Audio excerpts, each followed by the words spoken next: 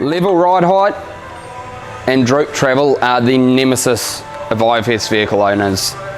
I'm just going to make a quick video to show you guys a few factors with lift kits on droop travel and spring rates and whatnot. This is just a basic Hilux shock, and as you'll see here, this is the pin base. So you'll see that we've got a fair bit more extended length on this shock to this shock, and what that will give us is an increase in droop travel. And when you're lifting the vehicle 50 mil, if you do not increase the extended length, you'll have almost no downwards travel, and it will greatly affect your ride comfort. So the other thing is, if you try and get a lift spring and run it on a stock shock, a lot of guys do it, but it's not something we'd recommend, because if you use a 50 mil spring on this shock and this one's about 15 mil shorter, you're going to get 20 plus mil more lift than you would putting the spring on that.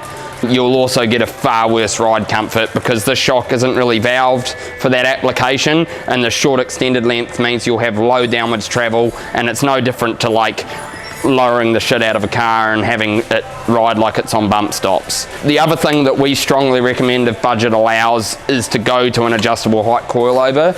They do require low volume cert, but as does a lot of things these days, and the main benefit of that is if you have 35 mil droop travel with this one, it is very hard to increase it, whereas you can reduce ride height or increase it when you add extra accessories with this, and it can be really handy as the suspension settles or you add more accessories or things change to obtain sufficient ride height and good ride comfort and not have to repurchase suspension 2 or 3 times over.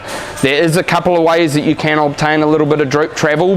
You have to be a little bit careful, because there is limitations on how long you can go on this shock. So on an N70 or N80 Hilux, they're about 555 extended roughly, and most lift kits you'll get 565, 575 depending on if it's a 2 or 3 inch shock.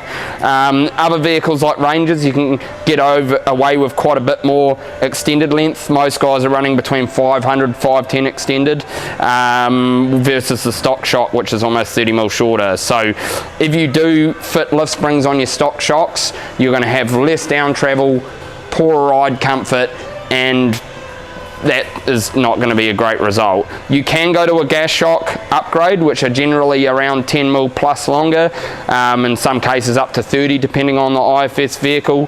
However, if you're still unsatisfied with the ride height, you don't have the ability to adjust the spring seat, which is why we're so fond of these coilovers, because in the variants and vehicle specs and whatnot, it is very hard to get the lift exactly where you want it. So if you're unfamiliar with the four-wheel drive market and lifts and whatnot, do get in contact with us before you purchase a lift kit.